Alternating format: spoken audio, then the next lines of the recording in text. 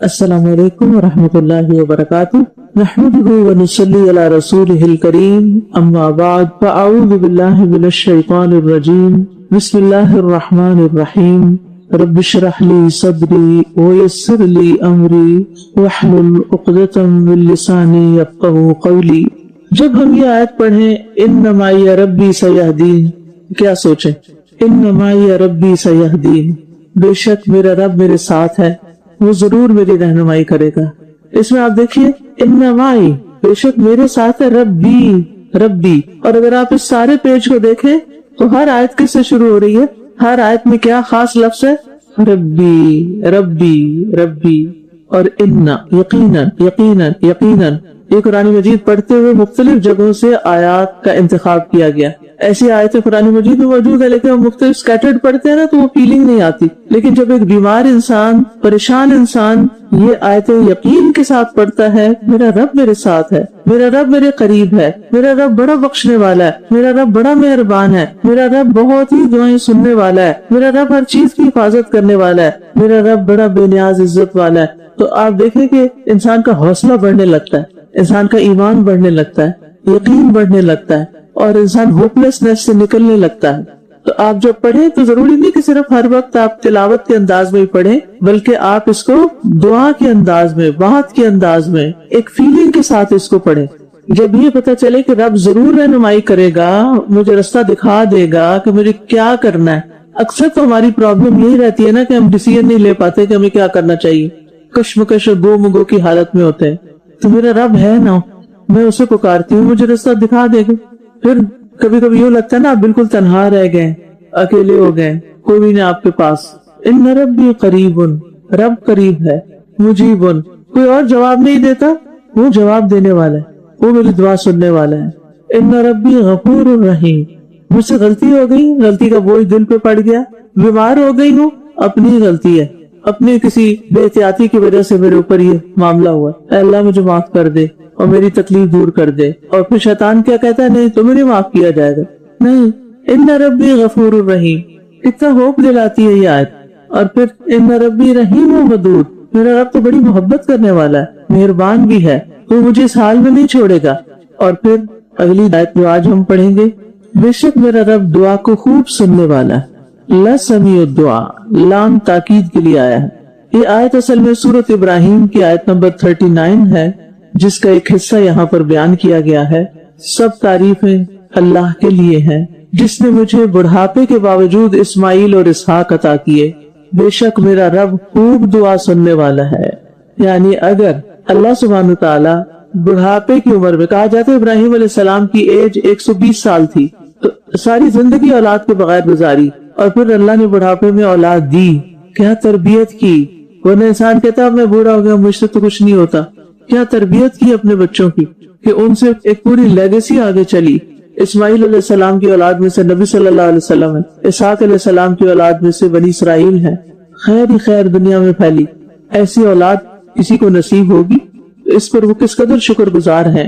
انسان کی یہ خواہش ہوتی ہے نا کہ جو کام وہ کر رہا ہے اس کی اولاد اس سے فائدہ اٹھائے، اس کی اولاد اس کام کو آگے لے کے چلے، آگے بڑھائے، اور یہ بالکل نیچرل سی خواہش ہوتی ہے۔ ابراہیم علیہ السلام اللہ کے دوست تھے، خلیل اللہ تھے، انہوں نے توحید کی خاطر بہت قربانیاں کی، بہت طرح سے آزمائے گئے، ہر آزمائش میں پورے اترے۔ اللہ کے دوست تھے اور 100 سال اولاد ہی نہیں ہوئی۔ ہم تو کسی کے بچے نہ ہو تو کیا سوچتے، کوئی ہے کوئی گناہگار انسان تو اسی وجہ سے کوئی اس کے ساتھ مسئلہ ہوا ہے، ہرگز نہیں، یہ صرف اللہ کا فیصلہ ہوتا ہے۔ وہ اللہ کے دوست تھے، وہ اللہ سے جو چاہتے مانگتے، اور انہوں نے مانگا بھی اور اللہ نے جب چاہا دیا۔ یہ بھی ایک مثال ہے۔ اور ان کا شکوہ ملتا ہے کہ اللہ میں نے آپ کے لیے اتنی قربانیاں کی اور آپ نے میرے ساتھ کیا کیا؟ نہیں۔ اور جب دیے تو اسماعیل اور اسحاق جیسے بچے دیے، اور یعقوب علیہ السلام کی بھی بشارت دے دی۔ اور پھر صرف بیٹے کی خوشخبری نہیں تھی، اللہ نے حلیم بیٹے کی خوشخبری دی۔ سورۃ صافات میں آتا ہے وَبَشَّرْنَاهُ بِغُلَامٍ حَلِيمٍ، ایک بردبار لڑکے کی بشارت دی جس کے اندر حلم تھا۔ اور اسحاق علیہ السلام کی پیدائش بھی ایک معجزہ ہے، یعنی صرف ابراہیم علیہ السلام ہی بڑے نہیں تھے بلکہ ان کی زوجہ محترمہ وہ بھی بہت بوڑھی ہو چکی تھی۔ اور جب ان کے پاس فرشتے آئے خوشخبری لے کر، سورۃ ہود کی آیت نمبر 72 اور 73 میں آتا ہے، اس نے کہا ہائے میری بربادی، کیا میں بچہ جنوں گی جبکہ میں بوڑھی ہوں اور یہ میرا خاوند ہے بوڑھا۔ یقیناً یہ تو ایک عجیب چیز ہے۔ انہوں نے کہا کیا تو اللہ کے حکم سے تعجب کرتی ہے؟ اللہ کی رحمت اور اس کی برکتیں ہوں تم پر اے گھر والو، بے شک وہ بے حد تعریف کیا گیا بڑی شان والا ہے۔ انہ حمید مجید، ساتھ تعریف اللہ کی، کیونکہ جب انسان اللہ کی تعریف کرتا ہے، اللہ کو پکارتا ہے، تو پھر اللہ تعالیٰ اس کی دعا سنتا ہے۔ یعنی یہاں پر اگرچہ یہ فرشتوں کا قول ہے کہ تم اللہ کے حکم پر تعجب کر رہی ہو، آپ پر تو اللہ کی رحمتیں اور برکتیں ہیں، کیونکہ وہ بڑا حمید اور مجید ہے، تعریف والا ہے، شان والا ہے، تو اس کے لیے کچھ بھی کرنا مشکل نہیں، لہذا تم مایوس نہ ہو۔ مومن کی زندگی میں مایوسی نہیں ہوتی، چاہے اس کی دعا قبول ہونے میں سال ہا سال ڈیکیڈز گزر جائیں، لیکن وہ مایوس نہیں ہوتا۔ بعض اوقات اللہ تعالیٰ تاخیر سے کوئی اولاد دیتا ہے، اس سے پہلے اس کو فارغ رکھتا ہے کچھ کام کرنے کے لیے، پھر اس کو ایک اور ذمہ داری دے دیتا ہے، اور یہ اللہ تعالیٰ کی چھپی ہوئی نعمتوں میں سے ہوتا ہے۔ بیماری بھی آتی ہے نا، تو بعض اوقات ہم سمجھتے ہیں ہمارے ساتھ زیادتی ہوگی، ہمارے سارے کام رک گئے، حالانکہ وہ ہمیں دوبارہ سے ریفریش کرنے کے لیے آتی۔ بخار کے ساتھ ہمارے جسم کے زہریلے مادے جو ہیں وہ جل جاتے ہیں، ختم ہوتے ہیں۔ اسی طرح اگر پیٹ میں درد ہے یا سر میں درد ہے تو کسی اور بیماری کو انڈیکیٹ کرتی ہے، تو اس میں کئی خیر کے پہلو ہوتے ہیں، لیکن وہ ہمیں نظر نہیں آتے۔ بہرحال سبق یہی ہے کہ انسان ہر حال میں اللہ تعالیٰ سے امید رکھے۔ بیماری میں سب سے زیادہ جو چیز فائدہ دیتی ہے وہ اللہ سے اچھی امید کہ میں ٹھیک ہو جاؤں گا، کچھ نہیں ہوتا اس بیماری سے۔ ورنہ شیطان کے وسوسے کیا کہتے ہیں؟ طرح طرح کے خوف دلاتے ہیں انسان، موت سے لے کر اپاہج ہونے اور کئی قسم کے پریشان کن خیالات۔ اور پھر آپ دیکھیے کہ جب آپ اللہ تعالیٰ کو پکارتے ہیں تو یہ آپ بذات خود ایک عبادت میں ہوتا ہے۔ تو آزمائش اور مصیبت کے وقت انسان کی عبادت یہی ہے کہ دعا کی کثرت کرے۔ اب سوال یہ پیدا ہوتا ہے کہ ساری چیزوں کو چھوڑ کر دعا ہی کیوں مانگے انسان؟ کیونکہ اللہ تعالیٰ واحد ایسی ہستی ہے جو دعا کا پکار کا جواب دیتی ہے، ہر حال میں جواب دیتی ہے۔ انسانوں کو آپ پکارتے ہیں، کبھی ڈاکٹر ملتا ہے، کبھی نہیں ملتا، کبھی فون اس کا بند ہوتا ہے، کبھی وہ رپلائی نہیں کرتا، کبھی آپ کو اپائنٹمنٹ نہیں ملتی، کبھی آپ اس کے پاس جائیں تو پوری بات سمجھتا نہیں اور آپ پہلے سے بھی زیادہ بیمار ہو جاتے ہیں۔ جبکہ اللہ تعالیٰ کو پکار کر انسان کچھ نہ کچھ پا لیتا ہے۔ اگر دعا قبول نہ بھی ہو بفرض مال تو اس کی عبادت تو ہو گئی نا، دعا مانگ کے اس نے عبادت تو کر لی۔ اس کا یہ مطلب نہیں کہ اللہ تعالیٰ آپ کو بول کے کہتے ہیں تمہاری دعا میں نے قبول کر لی اور تمہاری نہیں کی، ایسا کچھ نہیں، بلکہ وہ کام بس ہو جاتا ہے یا اس کے بدلے کچھ اور ہو جاتا ہے، ریوارڈ آپ کو ضرور ملتا ہے۔ تو اس لیے اللہ تعالیٰ کی صفات کے ساتھ مانگتے رہنا چاہیے۔ اللہ تعالیٰ کی ذات ہماری دعاؤں کے محتاج نہیں، بلکہ ہم دعا کے محتاج ہیں۔ اور ویسے بھی دعا رب سے تعلق کا ایک فوری ذریعہ ہوتا ہے، مؤثر ذریعہ، اور دعاؤں سے تقدیر بھی بدل جاتی، قضا ٹل جاتی ہے۔ دعاؤں میں کتنی تاثیر ہوتی ہے، اس کے لیے ہم دیکھتے ہیں کہ ایک کتاب دارالسلام کی چھپی ہوئی جس کا نام ہے دعاؤں کی قبولیت کے واقعات، یا کچھ اس سے ملتا جلتا نام ہے۔ اگر آپ اس کتاب کو پڑھیں تو آپ حیران ہوں گے کہ یعنی کیسے کیسے اللہ تعالیٰ دعائیں قبول کرتا ہے۔ تو پورے یقین کے ساتھ مانگیے اور ساتھ کہیے ان ربی لسمیع الدعاء، میرا رب تو ضرور دعا سنے گا، وہ ہر حال میں دعا سنتا ہے۔ اوپر ہم نے پڑھا نا، مجیب ہے، پھر غفور الرحیم ہے، پھر ودود ہے، اور دعائیں سنتا ہے وہ۔ اس لیے ہمیں اس سے مانگتے رہنا چاہیے، اور پھر دعا میں کوئی قطع رحمی والی بات نہیں ہونی چاہیے، اللہ تعالیٰ سے حسن ظن ہونا چاہیے، دل سے مانگنی چاہیے، اور پھر یہ کہ انسان دعا میں حدود سے تجاوز نہ کرے، دعا میں مشغول ہو کر کسی ضروری کام کی ادائیگی سے غافل نہ ہو، کوتاہی نہ برتے۔ وہ کیسے؟ مثلاً آپ کہیں جاب کرتے ہیں، کہیں کام کرتے ہیں، وہ جو جاب کا ٹائم ہے وہ کس کام کے لیے؟ جاب کے لیے۔ اللہ یہ کہ فلیکسیبل ٹائم ہے، آپ آگے پیچھے کر سکتے ہیں، لیکن جہاں جیسے یہاں آپ آتے ہیں 8 سے 2 بجے تک آپ کا ٹائم ہے، آپ تھوڑے پریشان ہیں، آپ اپنی سیٹ سے اٹھتے ہیں اور جا کے وضو کر کے کسی کونے میں بیٹھ کے نفل پڑھ کے دعائیں مانگنا شروع کر دیتے ہیں۔ کیا دعا مانگنے کا یہ طریقہ ٹھیک ہے؟ کیوں ٹھیک نہیں؟ کیونکہ آپ نے اپنا ایک فرض چھوڑ دیا، آپ نے اپنے وقت میں خیانت کی۔ آپ تو کہہ سکتے نہیں، میں تو بہت نیکی کا کام کر رہی تھی، دعائیں مانگ رہی تھی، میں تو اپنا وظیفہ کر رہی تھی، میں تو غلط کام کر رہی تھی۔ بظاہر غلط نہیں تھا، لیکن حقیقت میں غلط تھا، اس وقت میں کرنا غلط تھا۔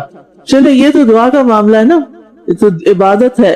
ڈیوٹی ٹائم میں عبادت کرنا بھی جائز نہیں، اللہ یہ کہ فرض نماز ہے اور آپ کو ٹائم ملا ہوا ہے، آپ اس کے اندر پڑھ کے آ جائیں۔ لیکن کچھ اور سیناریو بھی ہوتے ہیں، مثلا آپ کو اپنا پرائیویٹ بزنس بھی کرتی ہیں گھر پہ، یعنی ڈیوٹی آورز کے علاوہ بزنس بھی کرتے، اب آپ کیا کرتے ہیں کہ تھوڑی بہت ڈیوٹی کی اور اس کے بعد کھول کے بیٹھ گیا اپنا بزنس واٹس ایپ، اور اس میں جو کسٹمر ہیں ان کو آپ جواب دے رہے ہیں. کیا یہ کرنا جائز ہے؟ ایک اور رخ دیکھیے، آپ بزنس کرتے ہیں، آپ واٹس ایپ پہ تو نہیں کچھ کر رہے، آپ آفس میں بیٹھے ہوئے ہیں، لیکن آپ کی جو کولیگ ہیں وہ بھی بزنس کرتی ہیں یا ان کو بزنس کی بڑی نو ہاؤ ہے. اب آپ کیا کرتے ہیں، تھوڑا سا کام کیا اور باقی پھر اس کے ساتھ مشورے شروع کر دیے، اس کا کیا کروں، اس کا کیا کروں. کیا ڈیوٹی آورز میں اپنے ذاتی کام کے بارے میں ڈسکشنز کرنا جائز ہے؟ نہیں. اچھا آپ کہیں گے آپ تو دعا ان ربی لسمیع دعا پڑھا رہی ہیں اور یہ آپ کیا باتیں کر رہی ہیں، یہ باتیں میں کیوں کر رہی ہوں؟ یہ کرنا جائز کیوں نہیں؟ کیونکہ آپ جس چیز کا معاوضہ لے رہے ہیں وہ کام نہیں کر رہے، کچھ اور کر رہے ہیں. اچھا جو معاوضہ اب آپ نے لیا اس پر، اپنے بزنس پر معاوضہ لیا، کسی بھی ادارے الدا کی بات نہیں، سب کی بات کریں، کہیں بھی آپ کام کرتے ہیں، کیا وہ معاوضہ حلال تھا جو آپ نے کام کے بغیر ہی لے لیا؟ کیا خیال ہے؟ مجھ سے اصل میں کسی نے سوال کیا تھا کہ میری دعا نہیں قبول ہو رہی، دعا کے راستے کی رکاوٹیں بتائیے.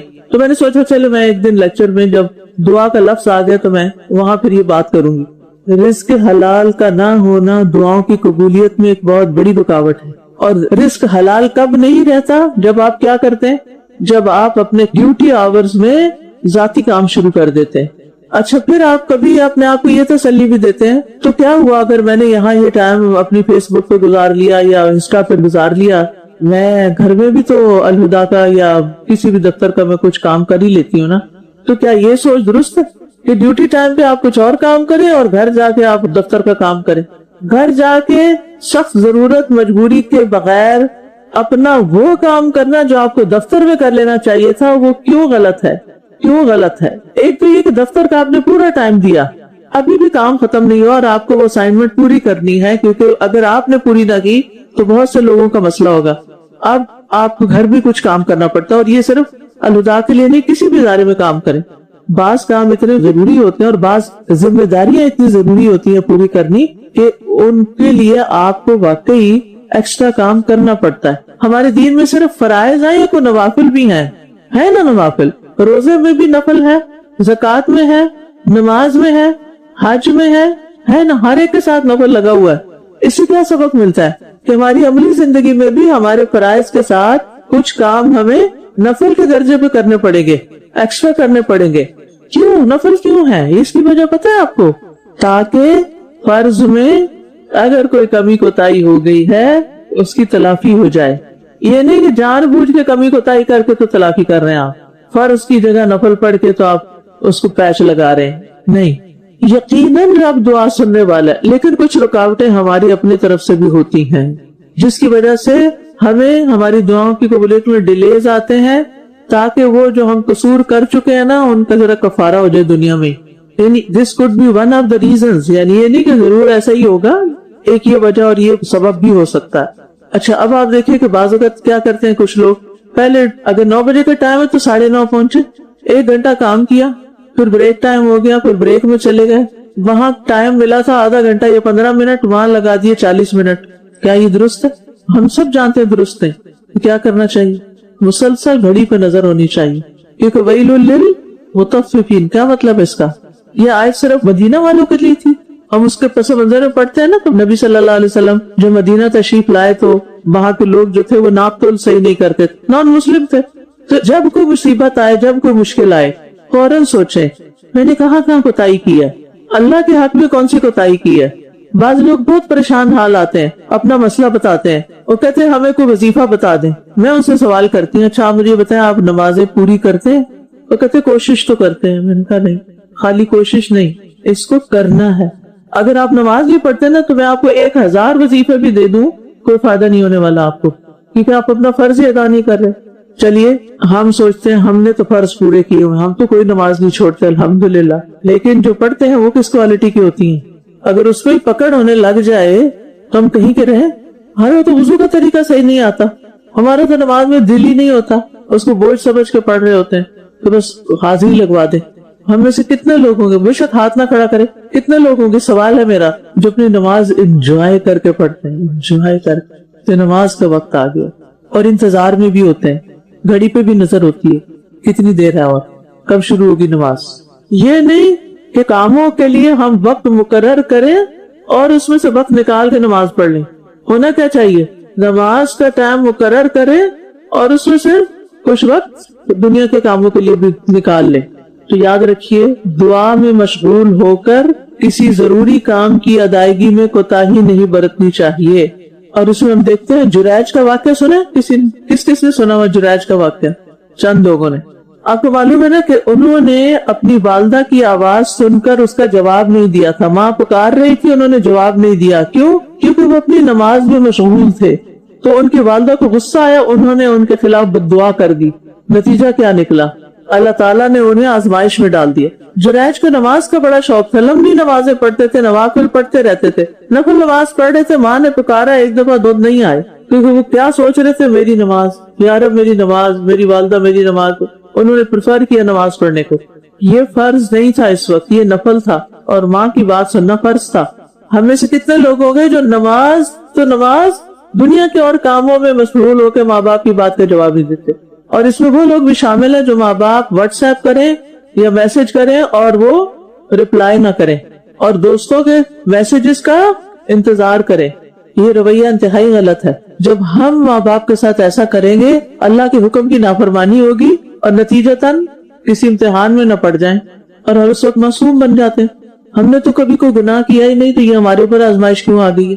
تو امام نووی جو ہیں وہ اس حدیث کے بارے میں کہتے ہیں جریج کے لیے صحیح عمل یہ تھا کہ وہ اپنی والدہ کی بات کا جواب دیتے، کیونکہ وہ نفل نماز ادا کر رہے تھے، اور اس نفل نماز کو جاری رکھنا بھی نفل ہی تھا، واجب نہیں تھا. جبکہ والدہ کی بات کا جواب دینا، ان کے ساتھ حسن سلوک کرنا واجب تھا، اور ان کی نافرمانی حرام تھی. حدیث میں آتا ہے ان اللہ حرم علیکم عقوق الامہات، اللہ نے تم پر ماں کی نافرمانی کرنا حرام قرار دیا. اللہ یہ کہ وہ کسی حرام کا حکم دے تو اور بات ہے، لیکن ہم سب اپنی ماؤں کے ساتھ جو سلوک کرتے ہیں وہ ہمیں معلوم ہے. پھر ہم چاہتے ہیں ہمارے حالات درست ہو جائیں. بڑا فرق ہوتا ہے والدین کے اطاعت گزار بچوں میں اور نافرمان بچوں میں. دنیا میں ہی فرق پتہ چل جاتا ہے. تو خلاصہ یہ کہ ان ربی لسمیع الدعاء، اللہ نے ضرور دعا سننی ہے. اگر نہیں سنی جا رہی، شیطان نے وسوسہ ڈالا، تو پھر یہ باتیں یاد کر لیں کہ میری کوئی غلطی ہے جو میرے آگے رکاوٹ بنی ہوئی ہے. غیر ضروری مسائل اور غیر ضروری باتوں میں الجھا کر سوچے نا، صحابہ کرام نے مختصر زندگیوں میں کیا کچھ نہیں کیا، کہاں تک پہنچ گئے. حیرانی ہوتی ہے جب تاریخ پڑھتے ہیں، کیوں ان کے وقت میں اتنی برکت تھی، جبکہ نہ سواری تیز رفتار، نہ ڈاک کا کوئی انتظام، نہ کوئی کمیونیکیشن کے اور وسائل، پہیا تک ایجاد نہیں ہوا تھا. کیسی مشقت بھری زندگی تھی، کیسی اللہ نے برکت ڈالی. اور ہمارے پاس سب کچھ ہوتے ہوئے ہمارے پاس وقت کی کمی ہے اور ہمارے کام نبٹتے نہیں، کیونکہ ہم میں سے ہر ایک اپنی ذمہ داری کو کانشیسلی ادا نہیں کرتا. بے شک میرا رب ہر چیز پر خوب نگران ہے. ہر چیز کی وہ نگرانی کر رہا ہے. مثلا میری بیماری جراثیم یا وائرس کے پھیلنے کی وجہ سے آ سکتی ہے، یا بڑھ گئی ہے یا بڑھ رہی ہے، تو ان کی بھی نگرانی کون کر رہا ہے؟ ان کے اوپر بھی محافظ کون ہے؟ وہ چاہے تو ان کو وہی روک دے، یہی رک جاؤ بس، اس سے آگے نہیں جانا، اور چاہے تو ان کو چھوڑ دے کہ کھا جاؤ اس کو، سارا ختم کر دو. میں ایک دن غور کر رہی تھی کہ ہم ایک بیج، مردہ سا بیج ہوتا ہے، اس کو زمین میں ڈالتے ہیں. زمین میں پانی ڈالے تو بہت اچھا، نہ بھی ڈالے تو اللہ نے زمین کے اندر ایک تری رکھی ہے نا اندر، وہ پھوٹ پڑتا ہے، اس سے درخت نکلتا ہے، اس سے پھل پھول آتے ہیں. اگر آپ آج کل کسی گارڈن میں جائیں، اپنے بیک یارڈ میں جائیں، تو آپ دیکھیں گے ویجیٹیشن کتنی زیادہ تیزی کے ساتھ بڑھ رہی ہے. اور خاص طور پر یہ جو توری، کدو وغیرہ کی بیلیں ہوتی ہیں جو لوگ اوپر چڑھاتے ہیں، تو ایسے ایک پوری دیواریں ڈھک جاتی ہیں. حیران کن چیز ہے نا، اس تخلیق کے اندر اللہ کی قدرت نظر آتی ہے. میں سوچ رہی تھی کہ اللہ ان اللہ خالق الحب والنوا، لیکن اسی زمین میں جب ایک اچھے بھلے انسان کو موت کے بعد دفن کیا جاتا ہے تو زمین اس کی سارا کچھ کھا جاتی ہے. یعنی وہی زمین ہے ایک بیج سے اتنا درخت اگا دیتی ہے، وہی زمین ہے انسان جیسی مخلوق کو کھا جاتی ہے. ایک ہی مٹی ہے نا، ایک ہی مٹی سے کتنی دو متضاد چیزیں ہو رہی ہیں. کون کر رہا ہے؟ کس کا حکم چل رہا ہے؟ کون بیج کو حکم دیتا ہے درخت بن جاؤ، سال تک پھل دو، اور کون حکم دیتا ہے کہ 6 فٹ کے انسان کو، جس کو کبھی چھینک بھی نہیں آئی تھی، بیمار ہی نہیں ہوا تھا، ہارٹ اٹیک سے فوت ہو گیا، ایسا لگتا ہے زندہ ہے ابھی، اس کو جب زمین میں ڈالتے ہیں تو وہ ختم ہو کے رہ جاتا ہے. ایک میں افزائش شروع ہو جاتی ہے، ایک میں ڈیکمپوزیشن شروع ہو جاتی ہے. یہ ہمارا رب ہے نا جو سب کچھ کر رہا ہے، اور وہی ہر چیز پر حفیظ ہے. لیکن سب کی باڈی اس کو نہیں کھاتی زمین، پتہ ہے نا آپ کو. پیغمبروں کی باڈیز کو زمین نہیں کھاتی. اور اس کے علاوہ بھی بعض اوقات دیکھا گیا ہے، سبحان اللہ، وہ صحابہ کا تو واقعہ آپ نے سنا ہی ہوگا جن کی لاشیں 1400 سال بعد جب سامنے آئی تو بالکل تر و تازہ تھی. 1400 سال میں زمین کی مٹی نے ان کو کچھ نہیں کیا. اسی طرح ایک سال نا بہت سخت سیلاب آیا تھا جس میں لوگ بھی بہہ گئے، مویشی جانور بھی بہہ گئے اور قبریں بھی بہہ گئیں. آپ سوچے کہ قبر والے اپنا کیا دفاع کر سکتے ہیں. تو پانی آیا، کچی مٹی کی قبریں بہا کے لے گئی اور اس میں ایک لاش تیر رہی ہے، کچھ بھی نہیں ہوا اس کو، بالکل صحیح سلامت. پتہ نہیں کیا عمل تھا اس کا. ایسے کئی واقعات ہیں. تو کچھ جسموں کو مٹی نہیں کھاتی، ان کی حفاظت کون کرتا ہے؟ ان ربی علی کل شیء حفیظ، میرا رب ہر چیز کی خوب حفاظت کرتا ہے، نگرانی کرتا ہے، دیکھ بھال کرتا ہے اور پھر جو چاہتا ہے کرتا ہے. الحفیظ جو ہے یہ اللہ کا نام ہے. اس کا مفہوم دو طرح ہے، ایک ظاہری حفاظت جیسے ہمارے جان، مال، اولاد، جسمانی وجود کی، اور ایک باطنی حفاظت ایمان کی، نیتوں کی، ارادوں کی، اعمال کی، کہ وہ سیدھے رہیں. کبھی ایسا ہوا کہ آپ نے کچھ صدقہ کرنے کی نیت کی اور رات کو کی اور سویرے اٹھ کے آپ کی نیت بدل چکی تھی؟ کبھی ہوا آپ کے ساتھ ایسا؟ میرے خیال روز ہی ہوتا ہوگا، خاص طور پہ ان دنوں میں روز سوچتا ہے انسان کچھ نہ کچھ کرے کچھ کرے کچھ کرے. تو ایک دفعہ انسان الماری کھولتا ہے کہتے یہ کپڑے نکال دینے چاہیے، اور پھر دوبارہ کھولتا ہے تو کہتے نہیں یہ پھر سردیوں میں کام آئیں گے. انہیں مثال دے رہی. اب اگر ہم نے ایک نیکی کے کام کی نیت کی، ارادہ کیا، تو اس کی حفاظت نگرانی کون کرے گا؟ ہم تو خود بھی نہیں کر سکتے، ہم تو خود ہی پھسل گئے. ہم نے تو اپنی نیت کی، ارادے کی حفاظت ہی نہیں کی، ہمارے بس میں نہیں تھا، اور اتنے کمزور ہیں نا ہم اپنی نیتوں کے سامنے.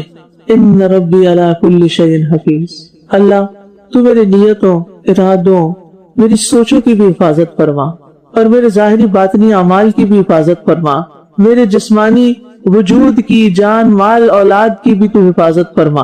اور یہ حفاظت کا کانسیپٹ جو ہے اللہ تعالیٰ سے جو منسوب ہے، یہ سورۃ ہود میں بھی ہے، سورۃ یوسف میں بھی آتا ہے واللہ خیر حافظا، وہاں حافظ کا لفظ ہے.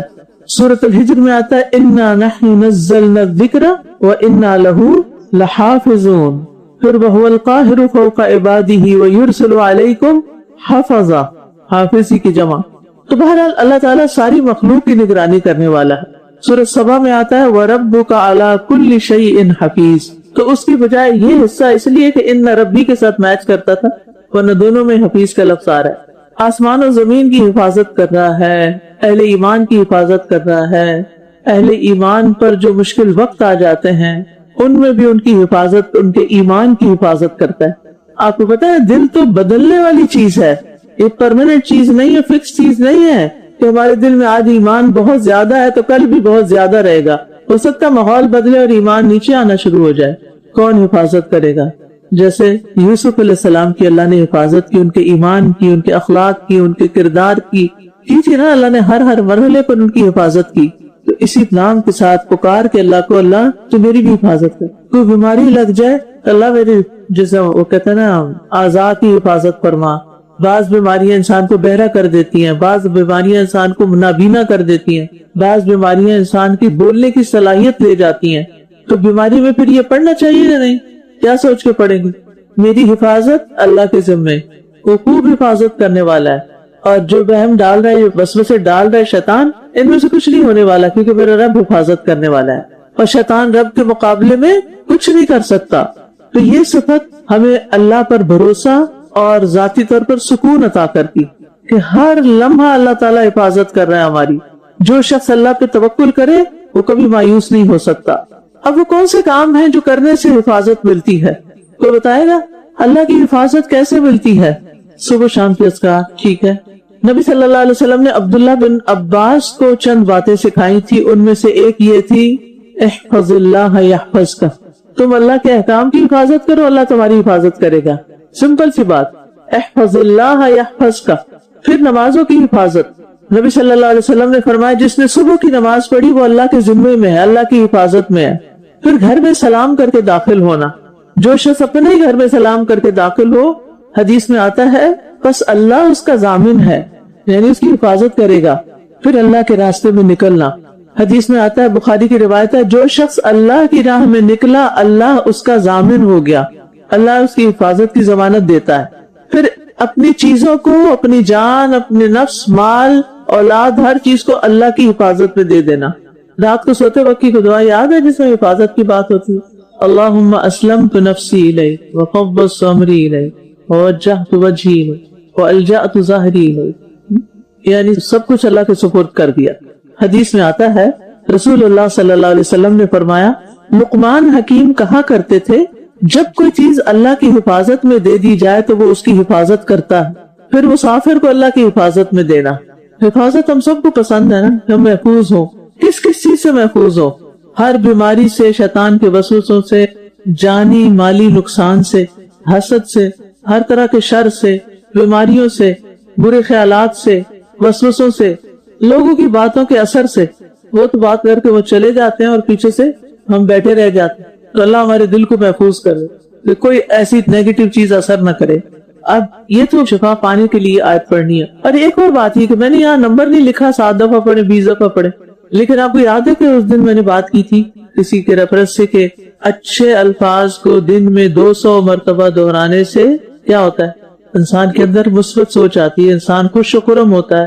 اچھے الفاظ اور دہرانے سے آپ چاہے تو 100 دفعہ اس کو پڑھیں، چاہے تو 1000 دفعہ پڑھیں، چاہے تو 2 دفعہ پڑھیں، چاہے 1 دفعہ پڑھیں، لیکن یقین کے ساتھ پڑھیں کہ رب ایسا ہے، ایسا ہوگا، وہ حفاظت کرے گا. آزمائش تو آتی ہے لیکن اللہ تعالیٰ اسے نکال بھی لیتا. کہہ دیجئے ہمیں ہرگز کوئی نقصان نہیں پہنچے گا مگر وہی جو اللہ نے ہمارے لیے لکھ دیا. وہی ہمارا مولا ہے اور اللہ ہی پر مومنوں کو توکل کرنا چاہیے. قل، آپ کہہ دیجئے، خطاب کس سے ہے؟ نبی صلی اللہ علیہ وسلم سے. لوگوں کو بتا دیجئے کیا لن یصیبنا، جب مضارع پہ لن آتا ہے تو کیا مطلب ہوتا ہے؟ ہرگز نہیں. تاکید آ جاتی کہ ہو ہی نہیں سکتا، امپاسبل، کیا کہ ہمیں کوئی مصیبت پہنچے یا پھر ہمیں کوئی بھلائی پہنچے. یصیبہ کا لفظ صرف مصیبت کے لیے نہیں آتا بلکہ بھلائی کے لیے بھی آتا ہے. یعنی ہمیں کچھ بھی نہیں مل سکتا، کچھ بھی نہیں پہنچے گا الا ما کتب اللہ لنا، مگر جو اللہ نے ہمارے لیے لکھ دیا. کہاں پر لکھ دیا؟ لوح محفوظ میں لکھ دیا، یعنی ہماری تقدیر میں جو لکھا ہے. تو جب انسان کو یہ معلوم ہو جائے اور یقین ہو جائے کہ اللہ سبحانہ وتعالی کی طرف سے تقدیر میں جو لکھا جا چکا ہے وہ ہر صورت پورا ہونا ہے، تو انسان کے لیے مصیبت برداشت کرنا آسان ہو جاتا ہے اور یہ اس کے حوصلے میں اضافے کا سبب بنتا ہے. اور وہ کیا لفظ بولتا ہے جب کسی ناپسندیدہ صورتحال سے اس کا واسطہ پڑتا ہے، جو چیز اس کو پسند نہیں آتی اور اسے ایکسپٹ کرنے کو دل نہیں چاہتا، تو وہ کہتا ہے مکتوب. مکتوب کا کیا معنی؟ لکھا ہوا. اسی طرح کسی چیز کے ملنے کی امید ہوتی ہے اور آپ کو شیطان وسوسے ڈالتا ہے، میرا خیال ہے وہ نہیں ملے گی، پتہ نہیں ملے گی کہ نہیں ملے گی. تو کس طرح انسان اپنے دل کو تسلی دے کہ جو میرے حصے کا ہے نا، جو اللہ نے میرے لیے لکھ دیا ہے، وہ کہیں بھی نہیں جا سکتا، وہ مجھے مل کے رہے گا. تو مجھے پریشان نہیں ہونا چاہیے. تقدیر پر ایمان انسان کو پریشانی سے بچاتا ہے. ہم فکر مند رہتے ہیں، کچھ چیزوں کو ہم سمجھتے ہیں ہم نے کرنا ہے، یہ ہمارے کرنے سے ہوگی. ٹھیک ہے، اسباب اختیار کرتے رہیں، کوشش کرتے رہیں، لیکن تسلی یہ رکھیں کہ ہوگا وہ جو اللہ چاہے گا اور اسی میں ہی خیر ہے، وہی ہمارے حق میں بہتر ہے. اور اس طرح انسان حوصلہ نہیں ہارتا، ہمت نہیں ہارتا، کرنے کا کام کرتا چلا جاتا ہے، اپنی صلاحیتوں کو ضائع نہیں کرتا، اپنے اوقات کو برباد نہیں کرتا صرف فکر مندی میں کہ پتہ نہیں کیا ہوگا. یہ جو گو کی کیفیت ہوتی ہے نا، پتہ نہیں ہوگا کہ نہیں ہوگا، ہوگا تو کیا ہوگا، نہیں ہوگا تو کیا ہوگا. بس وہی ہوگا جو اللہ چاہے گا، اور جب اگر ہو گیا تو بھی ٹھیک ہے اور اگر نہیں ہوا تو بھی ٹھیک ہے. اللہ نے میرے لیے کوئی اور راستہ رکھا ہوگا، کوئی اور کام رکھا ہوگا، کوئی اور چیز رکھی ہوگی.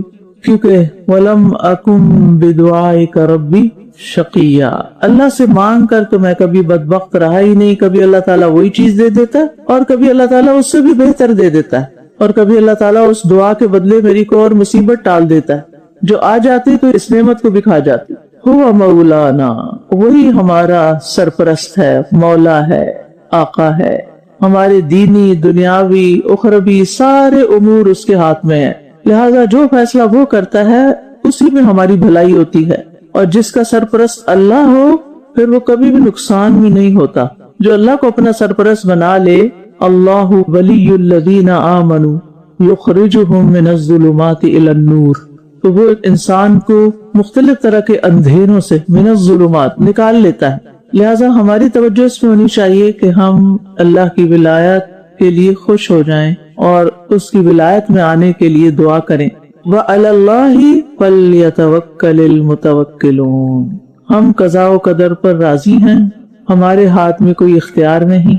خیر کے حصول کے لیے، شر سے بچنے کے لیے ہمیں اللہ پر ہی بھروسہ کرنا چاہیے، کیونکہ جو اللہ پہ بھروسہ کرتا ہے وہ کبھی نامراد نہیں ہوتا، اور جو غیر اللہ پہ بھروسہ کرتا ہے تو وہ بے یار و مددگار رہ جاتا ہے، اس کو خیر نہیں ملتی، پھر وہ مایوسی کے اتھا اندھیروں میں گڑھوں میں جا گرتا ہے. تو اس لیے کیا کرنا ہے، ہمیں اپنے معاملات کو اللہ کے حوالے کر کے اللہ کی پروٹیکشن میں، دیکھو سرپرست ہے نا، وہ خیال کرے گا، اس کے حوالے کر کے بے فکر ہو جانا چاہیے.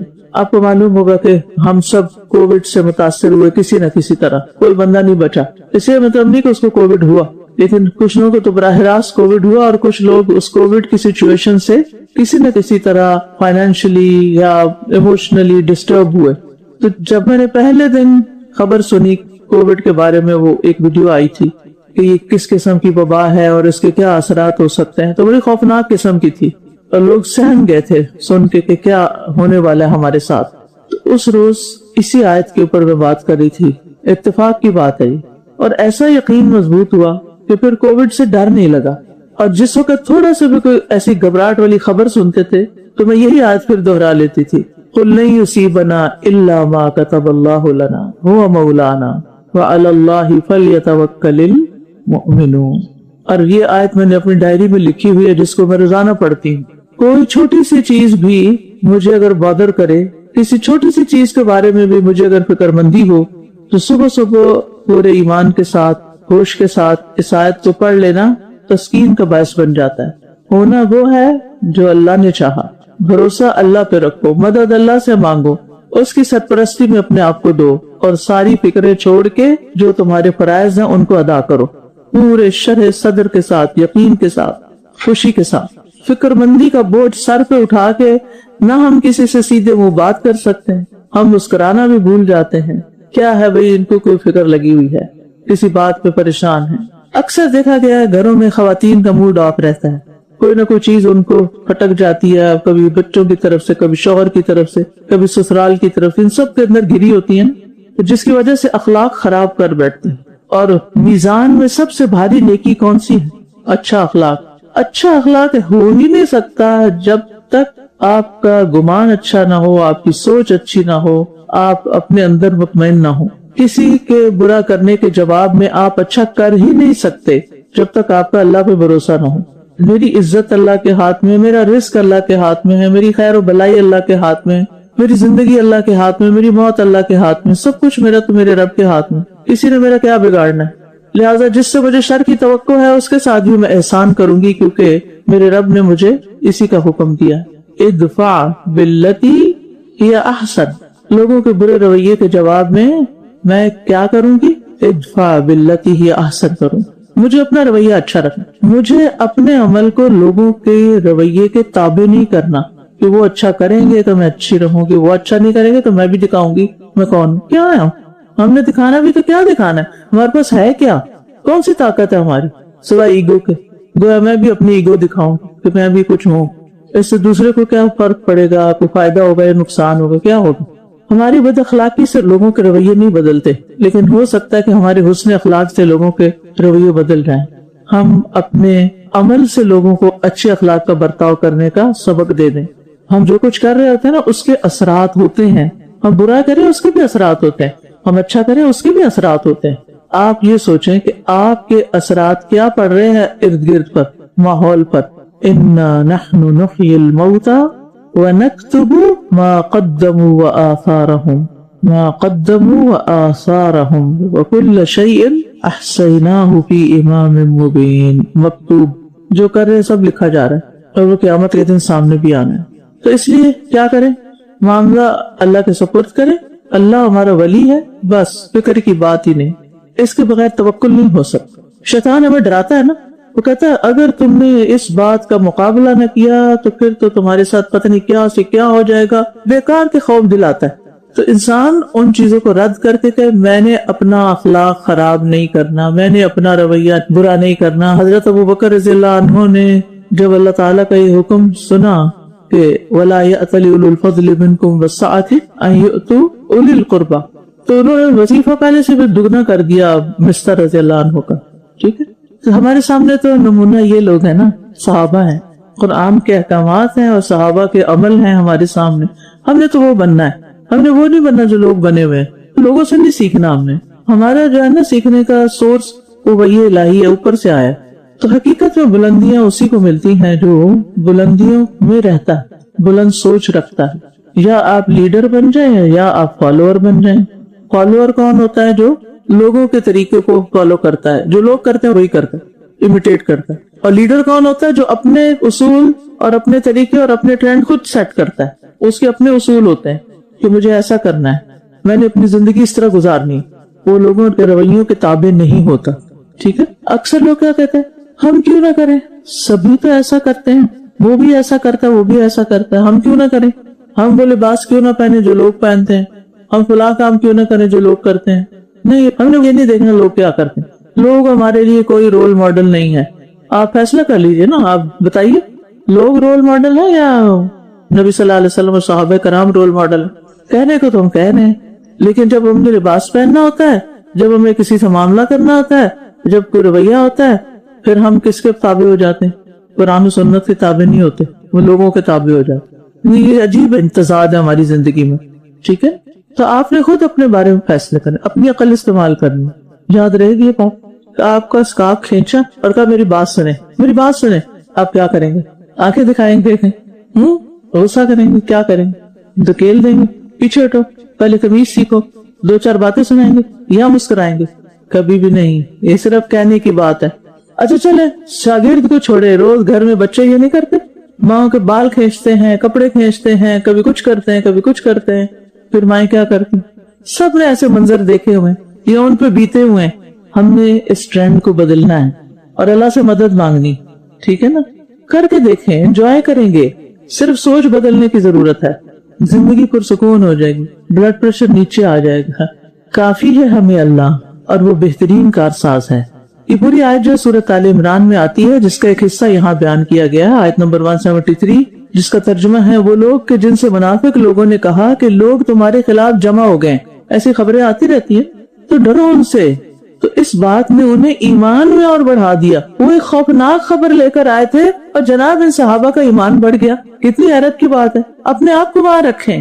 آج کے دور میں بھی ایسے ہوتے ہیں، کچھ لوگ ہر وقت نیوز دیکھتے رہتے ہیں اور پھر ان کو اندر مچل کچھ ہوتی رہتی، پھر وہ سناتے رہتے، جس کو ملتے تم پتہ یہ ہو گیا کہ یہ ہو گیا. اچھا آپ کو چہرے کی ہوائیاں اڑ جاتی ہیں، اچھا حملہ ہو گیا ہے، پھر کیا ہوا، پھر یہ بھی ہو گیا، پھر وہ بھی ہو گیا، پتہ نہیں اب یہاں کیا ہوگا، ہمارے ساتھ کیا ہوگا. کیا کہنا چاہیے ایسے موقع پر؟ حسبنا اللہ و نعم الوکیل، نعم المولا و نعم النصیر. اللہ ہمیں کافی. اور آپ کو یاد ہوگا، آپ نے تفسیر میں پڑھا ہوگا کہ ہمراہ الاسد کا واقعہ ہے یہ. اور ابو سفیان نے ایک تجارتی قافلے کے ذریعے سے رسول اللہ صلی اللہ علیہ وسلم کو یہ چیلنج بھیجا کہ میں نے بڑا لاؤ لشکر جمع کیا اور میں پھر سے مدینہ پہ حملہ کرنے لگا ہوں. اور یہ افواہ پھیلائی گئی تھی. دراصل بعض خبریں صرف افواہیں ہوتی ہیں، ایسے ہی کچھ چھوڑ دیتے ہیں، they don't mean it. اور اس کا مقصد یہ تھا کہ مدینہ کے لوگوں کے حوصلے پست ہو جائیں. اب ہوا یہ کہ مدینہ کے لوگوں کے حوصلے پست ہونے کی بجائے اور بڑھ گئے. کتنی عجیب بات ہے. ایسی خبریں سن کے تو انسان اندر سے ختم ہو جاتا ہے، ٹوٹ جاتا ہے، گھبرا جاتا ہے. لیکن یہاں تو معاملہ ہی کچھ اور ہے. صحابہ نے اس موقع پہ کہا تھا حسبنا اللہ و نعم الوکیل. اب اس کے جواب میں صحابہ کو کیا ملا؟ ہوا کیا پھر؟ جیسا ان کا اللہ تعالیٰ کے بارے میں گمان تھا، اللہ تعالیٰ نے ان کے ساتھ ویسا ہی معاملہ کیا. جب انہوں نے دل سے اللہ پہ اعتماد کر لیا، بھروسہ کر لیا، تو اللہ نے اس کے بدلے میں انہیں 4 چیزیں عطا فرمائیں. سورۃ آل عمران کی آیت نمبر 174 میں آتا ہے، جب انہوں نے اللہ پہ بھروسہ کر لیا نا، تو پھر اللہ نے ان کو سب سے پہلے نعمت عطا کی. فانقلبوا بنعمت من اللہ وفضل، فضل عطا کیا. لم یمسسہم سوء، نقصان سے تحفظ ہوا. واتبعوا رضوان اللہ، رضائے الہی کی تلاش ملی ان کو اور اللہ ان سے راضی ہو گیا. واللہ ذو فضل عظیم. تو یہ حسبنا اللہ و نعم الوکیل جو ہے، یہ بڑا اہم کلمہ ہے. ہر وہ چیز جو آپ کو خوف زدہ کرے، پریشان کرے، پریشان کن خبریں، جو چیز ناپسندیدہ ہو، اس وقت فوراً پڑھیں حسبنا اللہ و نعم الوکیل. ہم بے بس ہیں، ہم کمزور ہیں، اللہ ہمیں کافی ہے. ہماری کمزوری کو وہ دور کرے گا، ہماری بے بسی کو وہ دور کرے گا، ہماری ضروریات کو وہ پورا کرے گا، ہماری بیماری کو وہ دور کرے گا۔ یہی وہ کلمہ ہے جو حضرت ابراہیم علیہ السلام نے اس وقت کہا تھا جب ان کو آگ میں ڈالا گیا تھا کہ اللہ اکیلا ہی ہمیں کافی ہے، ہم اس کے سوا کسی سے نہیں ڈرتے۔ اسی سے اللہ تعالیٰ کا ایک نام بھی ہے الحسیب۔ حسیب وہ ذات ہوتی ہے جس کے سامنے ضروریات پیش کی جائیں تو وہ فوراً پوری کر دے، اور جب کسی کے بارے میں فیصلہ کرے تو اٹل اور ناقابل تردید ہو۔ اور نعم الوکیل میں اللہ تعالیٰ کی تعریف بیان کی جا رہی ہے کہ سب سے بہترین ذات جس پر بھروسہ کیا جا سکتا ہے وہ اللہ کی ذات ہے۔ اور وکیل کس طرح کہ سارے جہانوں کو پیدا بھی اس نے کیا، ان کی تدبیر بھی وہی کر رہا ہے، ان کی رہنمائی بھی وہی کر رہا ہے، اور ان کی تقدیر کا ذمہ دار بھی وہی ہے۔ الوکیل وہ ذات ہے جو احسان کرتے ہوئے اپنے بندوں کے معاملات سنبھالے ہوئے ہے اور انہیں ضائع نہیں ہونے دیتا، انہیں تنہا نہیں چھوڑتا، انہیں کسی اور کے سپرد نہیں کرتا، حتیٰ کہ خود اپنی ذات کے سپرد بھی۔ اسی لیے نبی صلی اللہ علیہ وسلم کی دعا ہے نا، اللہم رحمتک ارجو فلا تکلنی، توکل سے یہ لفظ، فلا تکلنی الی نفسی طرفۃ عین، یا اللہ میں تیری رحمت کا امیدوار ہوں، لہٰذا مجھے ایک لمحے کے لیے بھی میرے اپنے سپرد نہ کرنا۔ انسان کی ذات کے سب سے زیادہ قریب اس کا نفس ہے، اس کا اپنا نفس۔ اگر انسان اپنے نفس کے شر سے بچ جاتا ہے نا تو باقی شر سے بھی محفوظ ہو جاتا ہے۔ تو بہت ضروری ہے کہ ہم اپنے نفس کے شر سے بچنے کے لیے بھی اللہ کی پناہ لیں، اللہ کا سہارا لیں، اور اپنے آپ کو بھی اللہ کے حوالے کرنا۔ یعنی عجیب چیز ہے نا، انسان کیا مانگ رہے ہیں؟ اللہ مجھے میرے حوالے نہ کرنا، کیونکہ ہمارے ساتھ بہت سی کمزوریاں ہیں۔ اب دیکھیے کہ بعض اوقات جب آپ خود ہی بکھر جاتے ہیں تو اپنے آپ کو بھی نہیں منا پاتے کہ کوئی کام کرنا تو اٹھ کے کر لیں۔ بہت سے اہم کام آپ کی زندگی میں پڑے ہوئے ہوتے ہیں، آپ انیشیٹو نہیں لیتے۔ کیوں نہیں لیتے؟ کس نے پکڑا ہوا آپ کو؟ کس نے روکا ہوا ہے؟ آپ کے اس ٹائم بھی ہے، انرجی بھی ہے، ریسورسز بھی ہیں، علم بھی ہے، اس کی ضرورت، مقصد، سب کچھ آپ کو معلوم ہے، پھر بھی آپ نہیں کر رہے کام۔ آپ کے بس پورے قرآن کا علم آ چکا ہے، لیکن من ایسا ہے کہ پرانا طریقہ زندگی چھوڑنے کو راضی نہیں۔ تو کیا ہے اس کا مطلب؟ کہ آپ اپنے نفس کے حوالے ہوئے میں کہتے کہ یا اللہ مجھے میرے اپنے حوالے نہ کرنا، کیونکہ جسے تو نے اس کے نفس کے حوالے کر دیا وہ ہلاک ہو گیا۔ کیوں؟ اس لیے کہ ان النفس لامارکم بالسوء، نفس تو انسان کو بہت زیادہ برائیوں کا حکم دیتا ہے، خواہشات کا مجموعہ ہے۔ تو یہ کلمہ حسبی اللہ و نعم الوکیل یا حسبنا اللہ و نعم الوکیل سنگین حالات میں، شدید مصیبتوں میں، تکلیفوں کے اوقات میں، بیماریوں میں، خود اپنے اندر کی کمزوریوں میں آپ کو فائدہ دیتا ہے۔ ہم کہتے ہیں یا اللہ مجھے میری اس کیفیت سے نکال، میری اس بیماری سے نکال۔ اگر انسان کو یقین ہو نا تو یہ دنیا کی ساری قوتوں سے زیادہ بڑی قوت ہے جب انسان اللہ پہ یقین کر کے اس سے مانگ لیتا ہے تو سب سے بڑی قوت کا سہارا لیتا ہے۔ مثلا کسی نے آپ کا مال ہتھیا لیا، آپ میں واپس لینے کی کوئی سکت نہیں، بھائی نے آپ کی جائیداد پہ قبضہ کر لیا، آپ لڑائی نہیں کر سکتے، آپ زبردستی نہیں کر سکتے، کون آپ کا سہارا ہو؟ بھائی سہارا ہوتے ہیں نا عام طور پہ، جب مشکل ہوتی ہے تو بھائی کام آتے ہیں، آپ کے کام بناتے ہیں۔ بھائی نے ہی الٹا ظلم ڈھا دیا، کتنی کہانیاں آپ جا کے دیکھیں کورٹس میں، بہن نے بھائی نے بھائی کے خلاف مقدمے کیے ہوئے۔ آپ کسی ایسے کو جانتے ہیں جس نے ایسا کچھ کیا ہو؟ کبھی سنا ہے خاندان میں یا کہیں ادھر ادھر؟ سبحان اللہ۔ اس کا مطلب یہ چیز بہت عام ہے کہ جن پہ ہمیں مان ہوتا ہے، جن سے ہمیں توقع ہوتی ہے یہ ہمارے کام آئیں گے، یہ ہمارے سہارا بنیں گے، وہی کیا کرتے ہیں؟ وہی آپ کے اوپر ظلم ڈھانے لگتے ہیں، وہی آپ کا مال قبض کر لیتے ہیں، آپ کے پتے کاٹ دیتے ہیں، کیونکہ آپ نے ٹرسٹ کر کے ان کو اپنے سارے راز دیے ہوئے ہوتے ہیں، وہ آپ ہی کے خلاف استعمال کر دیتے ہیں۔ تو جنہیں سمجھا تھا مددگار وہ ہو گئے فرار۔ تو اب کیا کریں؟ کس کا سہارا پکڑے؟ اللہ کا سہارا پکڑے۔ حسبی اللہ و نعم الوکیل، کس کو وکیل بنائیں؟ اللہ ہی کو۔ حسبی اللہ و نعم الوکیل، نعم المولا و نعم النصیر۔ اور اس سے آپ کی مصیبت ہلکی بھی ہوگی اور آپ اس سے بچ بھی جائیں گے، اور کوئی نہ کوئی راستہ مل جائے گا آپ کو اس مصیبت سے نکلنے کا۔ تو مصیبت سے بچنے کے لیے بھی اور خیر حاصل کرنے کی طاقت بھی صرف اللہ ہی دے سکتا ہے۔ اور جب انسان کہتا ہے نا حسبی اللہ و نعم الوکیل، اللہ ہی کافی ہے، بس وہی کافی ہے، تو پھر اس طرح انسان کے اندر ایک یقین پیدا ہوتا ہے اور اس کا دل ہر چیز سے خالی ہو جاتا ہے اور صرف اللہ کی طرف متوجہ ہو جاتا ہے۔ کیونکہ سارے معاملات اللہ تعالیٰ کے ہاتھ میں ہیں۔ وَسُبْحَانَ ذِي الْمَلَكُوتِ وَسُبْحَانَ ذِي الْجَبَرُوتِ وَسُبْحَانَ الْحَيِّ الَّذِي لَا يَمُوتُ، ساری بادشاہت اسی کی، ساری طاقت اسی کی، ایسی ہستی جس کو موت بھی نہیں آنی۔ تو انسان پر مصیبتوں کے کتنے بھی پہاڑ ٹوٹ پڑے سب ہوا ہو جاتے ہیں جب اللہ کی مدد پر یقین ہوتا ہے۔ تو یہ جو جملہ ہے حسبی اللہ و نعم الوکیل، یہ اللہ تعالیٰ کی تقدیر پر راضی ہونے کا بھی جملہ ہے کہ اللہ میں راضی ہوں، اب آپ میرے لیے کافی ہیں، جو بھی آپ کا فیصلہ ہے آپ مجھے اس پر راضی کر دیں۔ ایک حدیث میں آتا ہے رسول اللہ صلی اللہ علیہ وسلم نے فرمایا، یقیناً تمہارے بعد ایک گمراہ کن کذاب آئے گا جس کے سر میں پیچھے سے شکنیں بنی ہوگی، موٹا ہونے کی وجہ سے پیچھے سے بل پڑے ہوئے ہوں گے، اور بے شک وہ یہ دعویٰ کرے گا میں تمہارا رب ہوں۔ تو جو شخص یہ کہہ دے تو ہمارا رب نہیں، ہمارا رب تو اللہ ہے، ہم اسی پر توکل کرتے ہیں، لیکن ربنا اللہ علیہ توکلنا والیہ انبنا نعوذ باللہ من شرک، ہم اللہ پر توکل کرتے ہیں، اسی کی طرف رجوع کرتے ہیں، اور ہم تیرے شر سے اللہ کی پناہ میں آتے ہیں۔ تو دجال کو اس شخص پر تسلط حاصل نہیں ہوگا، دجال اس کو کچھ بھی نہیں بگاڑ سکے۔ یزید بن حکیم کہا کرتے تھے، مجھے کبھی کسی شخص سے اتنا ڈر نہیں لگا جتنا مجھے کسی ایسے شخص پر ظلم کرتے ہوئے ڈر لگا کہ اس کا مددگار صرف اللہ ہے، اور وہ مجھے یہ کہہ دے کہ میرے لیے اللہ کافی ہے، میرے اور تمہارے درمیان فیصلہ اللہ ہی کرے گا۔ یہ تو اس سے میں ڈر جاتا ہوں، اور یہ ڈرنے کی بات بھی ہے کیونکہ اللہ کا مقابلہ تو پھر کوئی نہیں کر سکتا نا۔ کافی ہے مجھے اللہ، اس کے سوا کوئی معبود نہیں، اسی پر میں نے توکل کیا، اور وہ عرش عظیم کا رب ہے۔ یہ سورۃ التوبہ کی آیت ہے، اس میں اللہ تعالیٰ اپنے نبی صلی اللہ علیہ وسلم کو تسلی دیتے ہوئے فرما رہے ہیں کہ اگر یہ آپ کے مخالفین، کافر، مشرک، منافق آپ کی دعوت کو قبول نہیں کرتے، اس سے منہ پھیرتے ہیں، تو فکر نہ کریں، آپ علل اعلان کہہ دیں کہ میرے لیے اللہ کافی ہے۔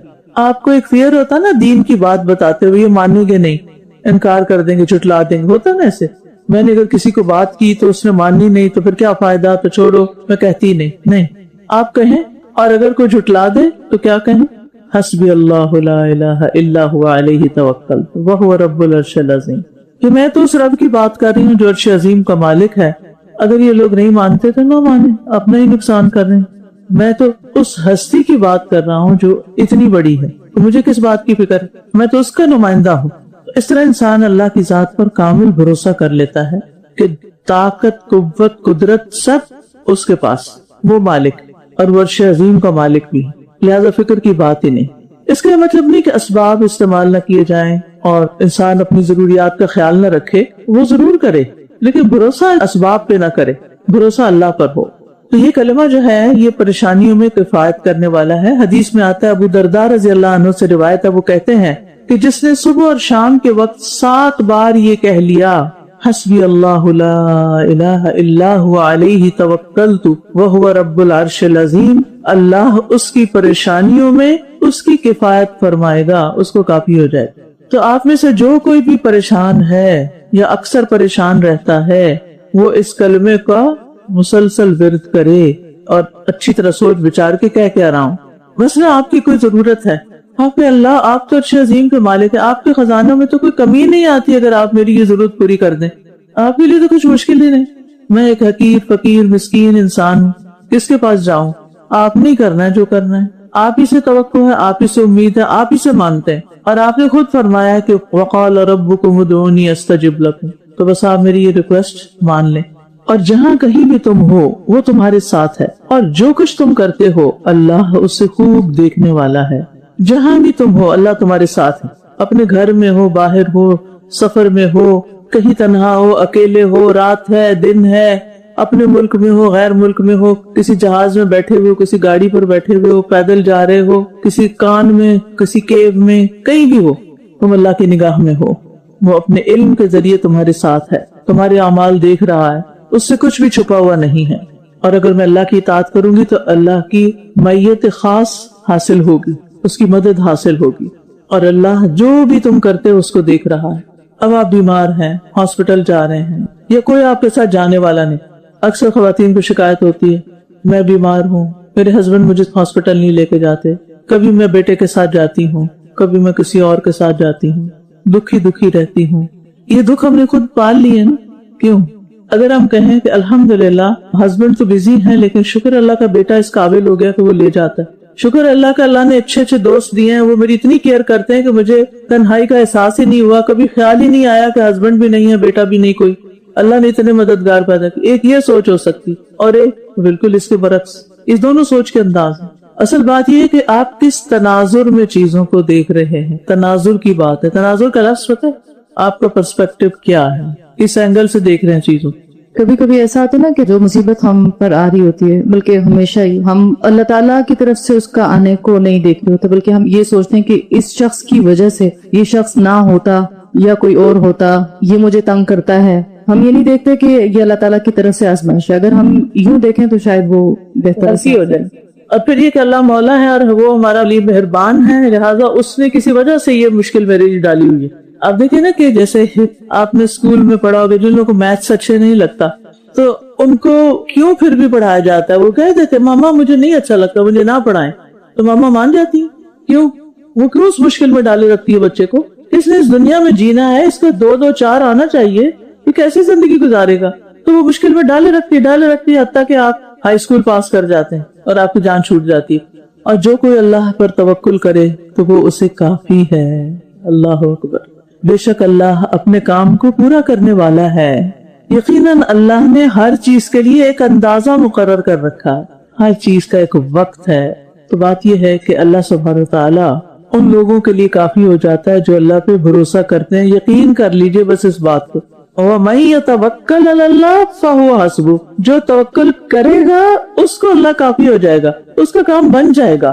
تو ہمارا کام کیا ہے؟ توکل کریں اور اللہ سبحانہ تعالیٰ اپنی مدد بھیج دے گا۔ لیکن ہم پریشان کیوں ہوتے ہیں کہ ہم نے اتنی دفعہ یہ حسبی اللہ کا وظیفہ کر لیا، ابھی تو کچھ ہوا ہی نہیں۔